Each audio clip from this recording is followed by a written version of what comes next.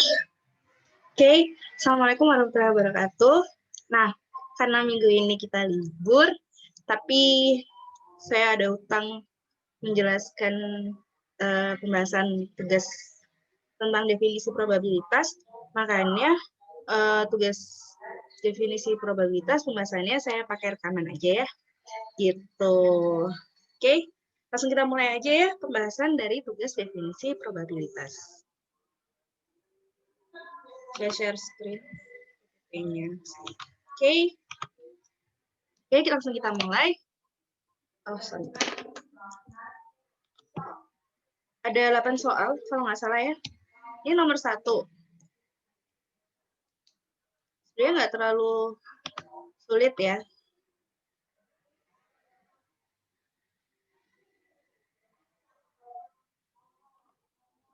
Dua buah dadu dilempar bersamaan.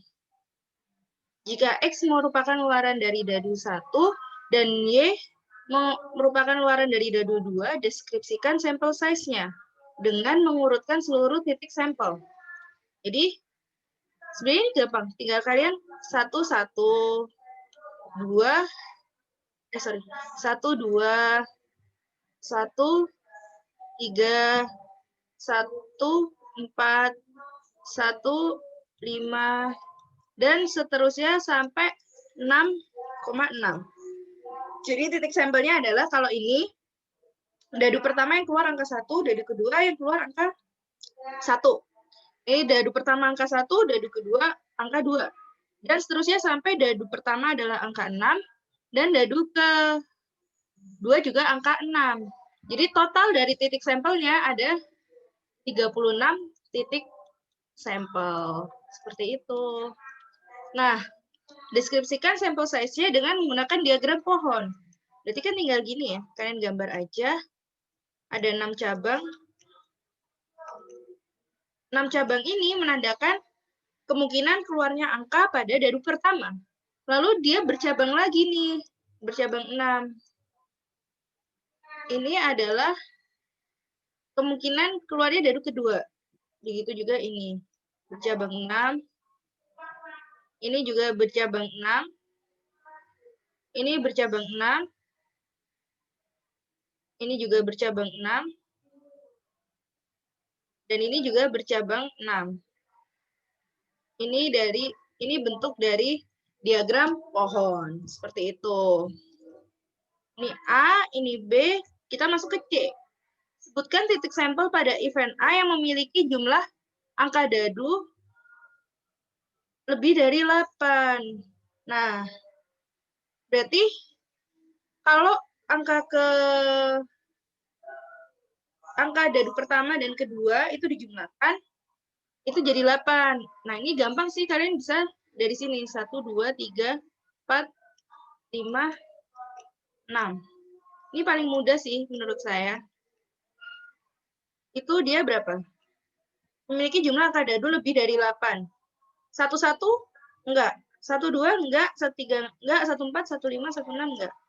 2-1? Enggak. 2-2? Ini enggak. Baru 2,6 muncul. Lebih dari 8. Berarti ini juga enggak. Lebih dari 8 menandakan bahwa dia dimulai dari 9. 9 berarti baru mulai 3,6. Lalu 4,1, 4,2, 4,3, 4,4, 4,5, 4,6. Ini enggak, Ding. Sorry. Ini enggak, ini enggak, ini enggak. Ini enggak, baru ini. 51 ini enggak, baru 54. 54, 55, 56. 6, baru 63, 64, 65, 66. Berarti titik sampelnya ada 1, 2, 3, 4, 5, 6, 7, 8, 9, 10. Ada 10 titik sampel.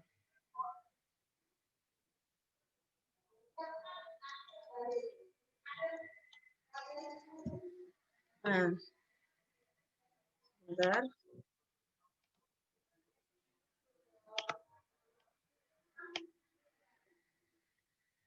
Oke, butuh layar lebih.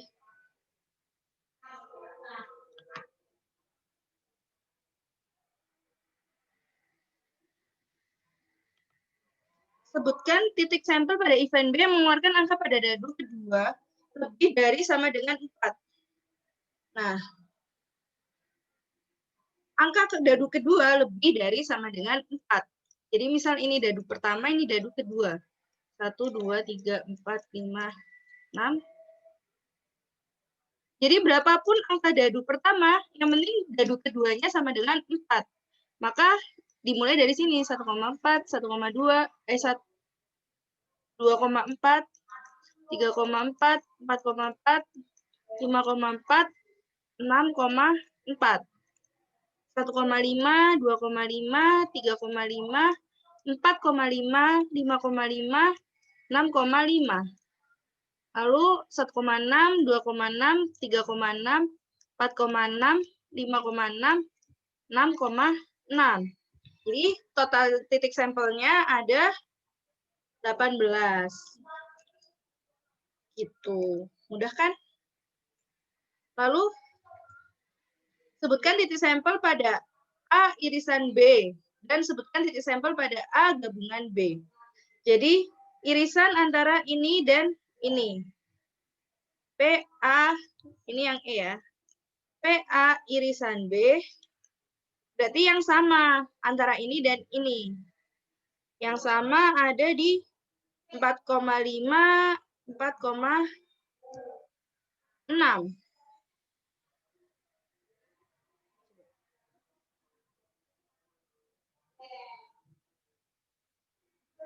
Ini 4,5 sorry, ini harusnya kebalik sih. Ini 6,3, 5,4, 6,4. Ini 4,5, ini. Jadi ini nanti ada di 5,4, 6,4, terus ada di 4,5, 5,5,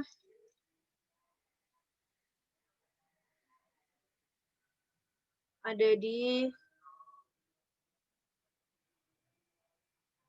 5,6 juga. Nah,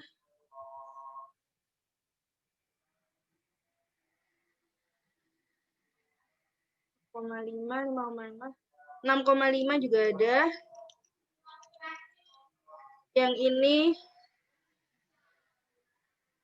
3,6, 4,6, 5,6, 6,6. Kalau kalian perhatikan, ini 18 titik sampel ini juga menjawab bagian F. Bagian E. Bagian E yang kedua yaitu EA gabungan B. Kalian cek aja bahwa semua yang disebut di sini juga disebut di sini. Itu. Lanjut ke nomor 2. Berapa jumlah angka ganjil dalam ratusan yang dapat dibentuk melalui angka ini dan tidak ada pengulangan angka? Hati-hati dengan kata tidak ada pengulangan angka dan angka ganjil dalam ratusan. Menandakan bahwa akan ada 3 kotak, karena ratusan itu ada 3 angka. Nah, yang pertama satuannya dulu yang ganjil. Ada 7 dan 1. Maka hanya ada 2 kemungkinan. Di sini kalian tulis 2. Nah, ini ada 1, 2, 3, 4, 5, 6. Ada 6. Sudah dipakai 1. Berarti di sini sisa 5. Sudah dipakai 2. Berarti di sini sisa 4. Tinggal dikalikan. Jadi 40. Udah kan? Nah, ini. Berapa jumlah angka di atas 330 yang dapat dibentuk melalui angka ini? Pengulangan diperbolehkan. Oke, hati-hati dengan kata pengulangan diperbolehkan. Nah, ini 330 nih. Berarti angka ini nggak bisa dipakai angka 1. Kita berangkatnya dari ratusannya dulu nih. Jika ratusannya 300.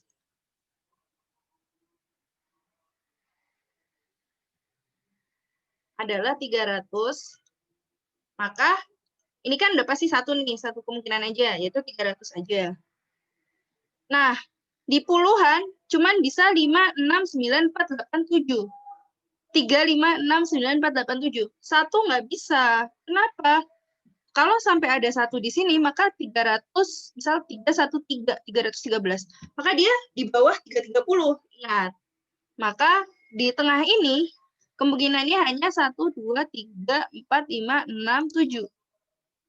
Baru sisanya semuanya bisa terjadi, karena nggak ada syarat ganjil genap. Nah, jika ratusannya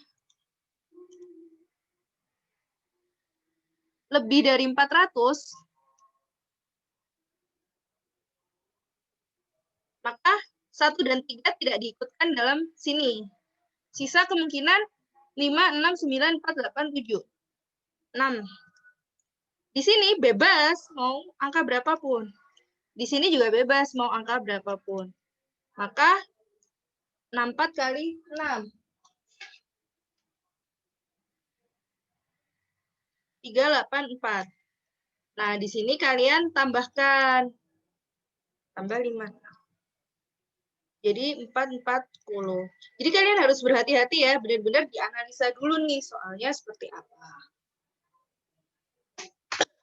Soal berikutnya, pada sebuah penelitian mengenai kesehatan didapatkan hasil bahwa dengan menerapkan 6 prinsip di bawah dapat memperpanjang usia hingga 1 tahun. 7 aturan tersebut ada 1, 2, 3, 4, 5, 6. Sorry, ini 6 aturan. Ada berapa cara seseorang dapat menerapkan 4 dari 6 aturan? Sorry, ini 6 aturan. Nah, di sini kan urutan tidak mempengaruhi. Maka kita pakai kombinasi. Kombinasi 6 diambil 4. Tinggal 6 faktorial dibagi 4 faktorial kali 6 min 4 faktorial. Dengan ini dicoret, 6 kali 5, 2 kali 1. Sama dengan 15. Yang B, ada berapa cara seseorang dapat menerapkan 4 dari 6 dengan kepastian bahwa dia tidak suka air minum, tidak suka minum air putih, dan dia tepat waktu. Berarti 2 itu sudah dicoret, sisa hanya 4 kemungkinan. Ya udah, tinggal 4 kombinasi 4. 1 sih jawabannya pasti.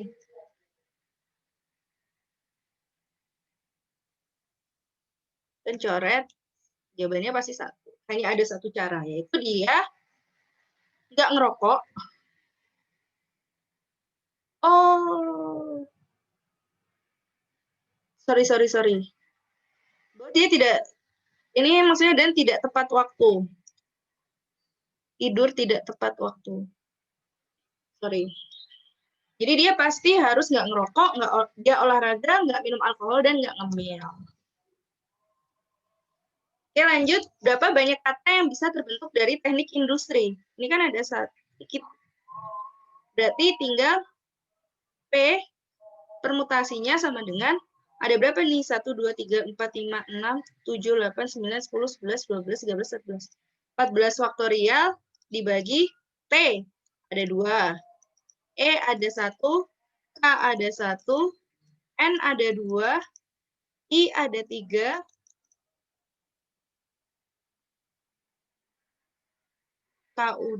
Oh, sorry. K-nya ada 2.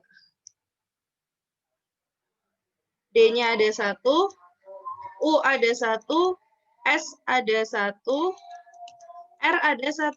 Ini harusnya di total 14 sih. 5, 7, 10, 11, 12, 13, 14. Nah, ini kan sama dengan 14 faktorial dibagi 2 faktorial kali 2 faktorial kali 2 faktorial kali 3 faktorial. Nah, ini kalau dihitung di kalkulator dibagi 2 faktorial dikali 2 faktorial dikali 2 faktorial dikali 2 kali 2 kali 2 kali. Nah, ini hasilnya. Sama dengan 1.816.214.400. Titik-titik. Ada 1.816.214.400 kata. Oke, tinggal 3 soal lagi. Dalam sebuah perlombaan terdapat 10 finalis yang terdiri dari 4 finalis pria dan 6 finalis wanita. Berapa kemungkinan jika diambil 3 pemenang dengan pemenang pertama adalah seorang pria dan pemenang kedua dan ketiga tidak terbatas jenis kelamin. Nah, berarti caranya itu adalah pemenang pertama kombinasi pemenang pertama dikali kombinasi juara 2 dan 3. Nah, kombinasi pemenang pertama, dia harus seorang pria kan? Sedangkan prianya ada 4. Maka 4 kombinasi 1 dikali juara 2 dan 3 tidak terbatas jenis kelamin. Siapapun bisa. Tapi ingat, dia ada juaranya. Maka di sini dia harus pakai permutasi. Jadi, finalis prianya tinggal 1 kan? Sudah berkurang 1, jadi tinggal 3. Masih ada, tapi wanitanya masih full. Maka ini 9, 3 tambah 6 ya. Permutasi 2. Udah, tinggal dicari 4 faktorial, dibagi 1 faktorial, 3 faktorial, dikali 9 faktorial di 7 faktorial. Ini kan 9 kali 8. Ini 4. 4 kali 7, 2. Sama dengan 288. Gampang kan? Nah, sebuah koin dilempar 3 kali. Berapa kemungkinan muncul gambar Garuda? Paling sedikit sekali. Jadi, Garuda muncul sekali, ditambah probabilitas Garuda muncul 2 kali, ditambah probabilitas Garuda muncul 3 kali. Gitu. Kalau Garuda muncul sekali, berarti kan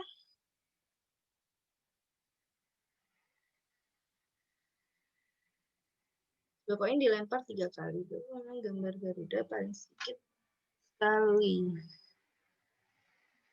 Sebentar.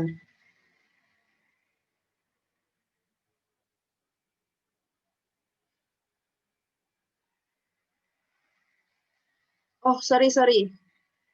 Bukan gini, ini bukan probabilitas. Berapa kemungkinan? Berarti bisa jadi Garuda angka. Bisa Garuda angka Garuda.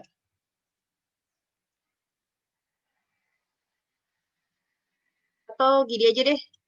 Kita buat ini aja, pohonnya aja paling gampang, sorry. Yang pertama kan angka Garuda. Lalu pengambilan kedua ini angka Garuda, lempar lagi angka Garuda. Ini angka Garuda, angka Garuda, angka Garuda, angka. Nah, kalian yang ambil yang ada Garudanya. Kalau ini kan angka. Ini angka Garuda. Ini angka Garuda angka. Ini angka Garuda. Ini Garuda angka. Garuda angka Garuda. Garuda angka. Garuda. Nah, kalian ambil gambar Garuda paling sedikit sekali. Maka ini. Berarti ada 7 kemungkinan.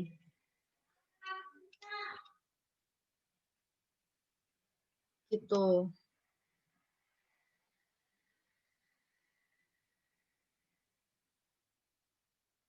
Oke, terakhir, dalam sebuah organisasi terdapat 10 orang mahasiswa teknik industri, 5 orang mahasiswa sistem informasi, dan 7 orang mahasiswa teknik komputer. Tentukan peluang terpilihnya mahasiswa teknik industri sebagai ketua dengan mahasiswa sistem informasi sebagai wakilnya. Nah, ini tinggal kita lihat ada 10 orang teknik industri diambil 1. Ya udah, tinggal kemungkinan ketua dikali kemungkinan wakil. Di mana kemungkinan ketua adalah 10C1 dikali wakilnya, 5C1. Berarti 10 faktorial, 9 faktorial, 1 faktorial dikali 5 faktorial, 4 faktorial, 1 faktorial. Coret-coret, coret-coret, 10 kali 5. Sama dengan 50 kemungkinan. Oke.